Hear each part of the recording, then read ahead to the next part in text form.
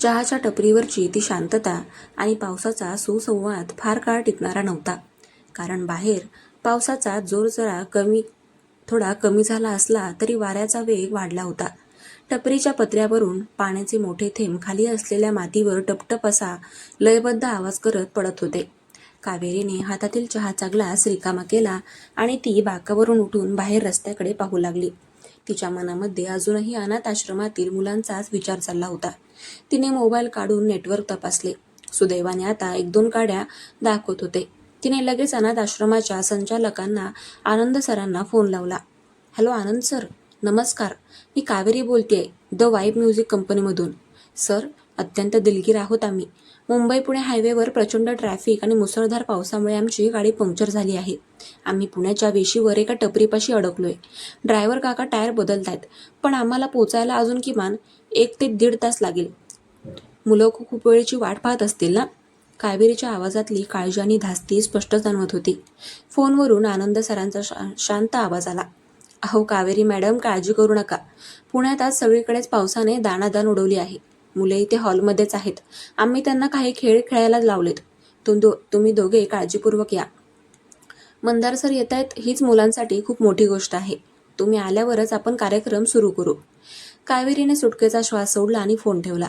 तिने मागे वळून पाहिले तर मंदार अजूनही बाकावर टेकून बसला होता. तो आपल्या उजव्या हाताच्या बोटांनी लाकडी टेबलावर एक विशिष्ट ठेका धरत काहीतरी गुणगुणत होता. त्याचा गॉगल आता त्याच्या शर्टच्या कॉलरला लटकत होता. त्याचे डोळे बंद होते आणि चेहऱ्यावर एक वेगळीच एकाग्रता होती. तो कदाचित त्याच्या एखाद्या नवीन गाण्याची धून तयार करत होता. कावेरी त्याला तसं पाहताना क्षणभर थांबली. जेव्हा हा माणूस गर्भाचा मुखवटा बाजूला ठेवतो तेव्हा तो किती वेगळा आणि शांत दिसतो हे तिला जाणवले. पण तिने लगेच स्वतःचे विचार झटकले.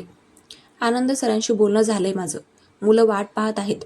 ड्रायव्हर काकांनी टायर बदलला की आपण लगेच निघतोय. आणि हो, तुम्ही मगाशी जे म्हणालात की तुम्ही मुलांसाठी जास्त वेळ थांबाल त्या शब्दावर कायम राहा. कावेरी पुन्हा आपल्या व्यावसायिक आवाजात त्याला म्हणाली. मंदारने डोळे उघडले आणि तिच्याकडे रोखून पाहिले. कावेरी, मी एकदा दिलेला शब्द कधीच मोडत नाही. माझी तक्रार तुमच्या कंपनीच्या शिस्तीशी आणि तुमच्या या PR च्या जबरदस्तीशी आहे, त्या लहान मुलांशी नाही. मला माहिती आहे मला काय करायचं आहे. त्याचा आवाज पुन्हा आधीसारखाच कोरडा झाला होता. तेवढ्या ड्रायव्हर काकांचा आवाज आला. मॅम, टायर बदलून झालाय, निघूया आपण. कावेरी आणि मंदार पुन्हा त्याच एका छत्रीखाली जाऊ लागले. यावेळी मंदारने न सांगता छत्री स्वतःच्या हातामध्ये घेतली आणि दोघांनी गाडीच्या दिशेने पावलं टाकायला सुरुवात केली. चिखलातून वाट काढताना कावेरीचा पाय सटकला तर मंदारने लगेच तिचा हात धरून तिला सावरले. काही सेकंदासाठी दोघांची नजर एकमेकांना भिडली. कावेरीचे मोठे डोळे मंदारच्या चेहऱ्यावरील भाव टिपण्याचा प्रयत्न करत होते तर मंदारच्या हाताची पकड कावेरीच्या मनगटावर घट्ट होती. कावेरीने हळूच आपला हात मागे घेतला. थँक्स, ती म्हणाली. गाडीत बसा. मंदार एवढंच म्हणाला आणि त्याने छत्री बंद केली. गाडी पुन्हा सुरू झाली आणि साधारण 45 मिनिटांच्या प्रवासानंतर ते पुण्याच्या माऊली अनाथ आश्रमाच्या मुख्य प्रवेशद्वारापाशी पोहोचले. पाऊस आता पूर्णपणे थांबला होता, पण हवेमध्ये गारवा होता. आश्रम अतिशय साधं पण स्वच्छ होतं. प्रवेशद्वारावर स्वागताची सुंदर रांगोळी काढलेली होती. गाडी थांबताच आनंद सर आणि इतर काही शिक्षक त्यांच्या स्वागतासाठी पुढे आले. कावेरी गाडीतून आधी उतरली. तिने आनंद सरांना नमस्कार केला. खूप खूप सॉरी सर, आमच्यामुळे तुमचा वेळ वाया गेला. काही हरकत नाही मॅडम, शेवटी तुम्ही वेळेवर पोहोचलात हे महत्त्वाचे, आनंद सर हसून म्हणाले. तितक्यात गाडीचा मागचा दरवाजा उघडला आणि मंदार बाहेर आला. त्याचा डॅशिंग लुक पाहून तिथे उपस्थित असलेले तरुण शिक्षक आणि काही मोठी मुले उत्साहाने कुजबुजू लागली. मंदारने आनंद सरांचे हात जोडून स्वागत स्वीकारले. या सर, मुलं आत हॉलमध्ये तुमची खूप आतुरतेने वाट पाहत आहेत. आनंद सरांनी त्यांना आत नेले. हॉलचा दरवाजा उघडताच आत बसलेल्या सुमारे 50 ते 60 मुलांनी एकच गलका केला. Mandar sir, Mandar sir. मुलांच्या चेहऱ्यावरचा तो आनंद, ते हसू पाहून हॉलमधले वातावरण एकदम बदलून गेले. मंदारच्या चेहऱ्यावरही एक नैसर्गिक हसू आले, जे कावेरीने मुंबईच्या ऑफिसमध्ये कधीच पाहिले नव्हते. मुलं धावत त्याच्याजवळ आली. कोणाला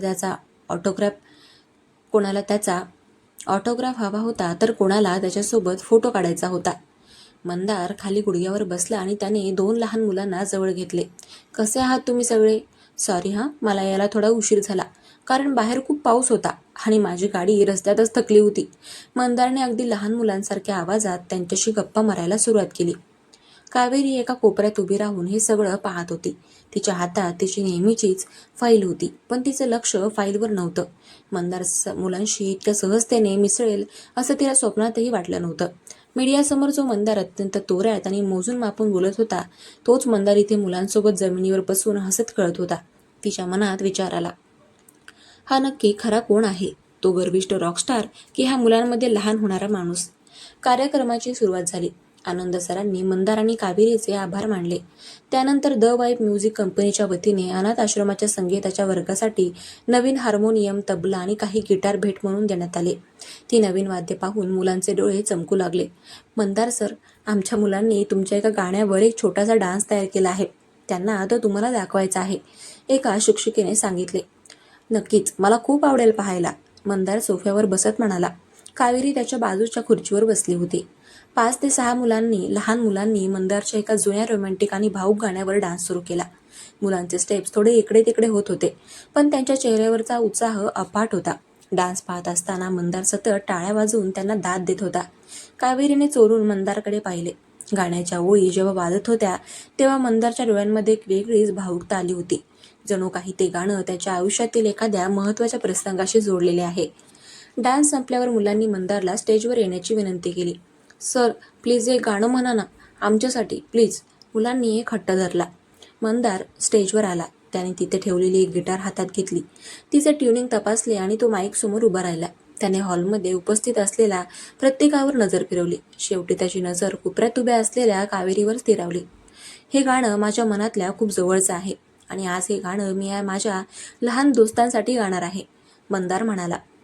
त्याने गिटारच्या तारांवर बोटे फिरवली आणि हॉलमध्ये एक सुंदर संत धून घुमू लागली. मंदारने गाणे सुरू केले. त्याचा आवाज इतका गोड, मखमली आणि भावपूर्ण होता की हॉलमधील प्रत्येकजण मंत्रमुग्ध झाला. कावेरीने आजपर्यंत त्याचे गाणे फक्त हेडफोन्सवर किंवा टीव्हीवर ऐकले होते, पण प्रत्यक्ष समोरून त्याचा लाईव्ह आवाज ऐकण्याचा अनुभव काही वेगळाच होता. त्याच्या आवाजात एक अशी ताकद होती जी थेट हृदयाला भिडत होती. कावेरी स्वतःला रोखू शकली नाही. ती पूर्णपणे त्याच्या गाण्यामध्ये हरवून गेली. तिला जाणवलं की या माणसाकडे टॅलेंट नक्कीच अफाट आहे, फक्त ह्याचा अहंकार त्याच्या आड येतो. गाणे संपल्याने हॉलमध्ये टाळ्यांचा कडकडाट गुंजून गेला. मुलं उत्साहाने ओरडत होती. मंदार स्टेजवरून खाली आला. त्याच्या कपाळावर हलका घाम आला होता. तो कावेरीच्या जवळ आला. कसं वाटलं गाणं मॅनेजर मॅडम? की यावरही काही टीका करायची आहे? मंदारने हलक्या आवाजात पण जुन्या खोडकर स्वरामध्ये विचारले. कावेरीने आपल्या हातातील फाईल छातीशी घट्ट धरली आणि सरळ त्याच्या डोळ्यांमध्ये पाहत म्हणाली, गाणं खूप सुंदर होतं मंदार. तुमचा आवाज खरंच खूप भारी आहे. मी तुमच्या टॅलेंटवर कधीच शंका घेतली नव्हती. माझी तक्रार फक्त तुमच्या वागण्याची आहे. मंदार तिच्या या प्रामाणिक उत्तरावर थोडा अचंबित झाला. त्याला वाटले होते की ती नेहमीप्रमाणे काहीतरी टोमणा मारेल, पण तिने त्याच्या कलेचे कौतुक केले होते. थँक्स, तो एवढंच बोलू शकला. त्यानंतर मुलांसाठी खाऊचे वाटप झाले. मंदार स्वतः प्रत्येकाला खाऊ देत होता.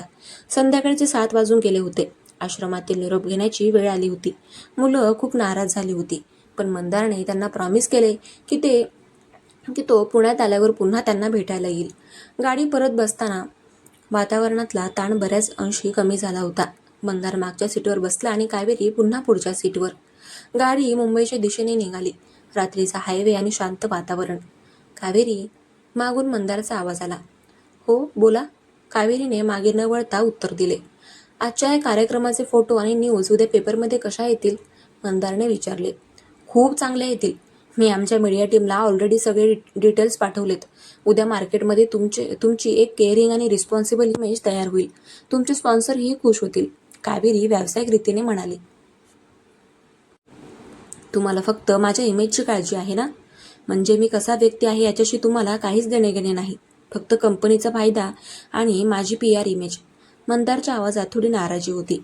कावेरीने गाडीच्या आरशातून मागे पाहिले. मंदार खिडकीबाहेर पाहत होता. तिने गाडी थांबवायला सांगितले नाही, पण तिने उत्तर दिले. मंदार, माझे हे काम आहे. मी या कंपनीचे कर्मचारी आहे. पण आज अनाथ आश्रमात मी जो मंदार पाहिला तो मला आवडला. तो माणूस खोटा नव्हता. जर तुम्ही ऑफिसमध्येही तसेच राहिलात तर मला माझे PRची कामं करायची गरजच पडणार नाही. मंदारने आरशात कावेरीच्या डोळ्यांमध्ये पाहिले. त्या रात्रीच्या अंधारात गाडीच्या छोट्याशा लाईटमध्ये दोघांच्या नजरा पुन्हा एकदा एकमेकांना काहीतरी सांगून गेल्या. त्यांच्यातील ती कट्टर दुश्मनी आता हळूहळू एका वेगवेगळ्या वळणावर येत होती, जिथे राग कमी आणि एकमेकांना समजून घेण्याची धडपड जास्त होती. प्रवास अजून खूप मोठा होता आणि कथेचा हा तिसरा भाग या शांत नैसर्गिक बदलाची साक्ष देत संपला होता. तर मंडळी, आजचा भाग तुम्हाला कसा वाटला? पुढे काय होईल तुम्हाला काय वाटतं? कमेंट करून नक्की कळवा. आणि हो, आपल्या चॅनलला सबस्क्राईब करायला विसरू नका. भेटूया उद्याच्या भागात.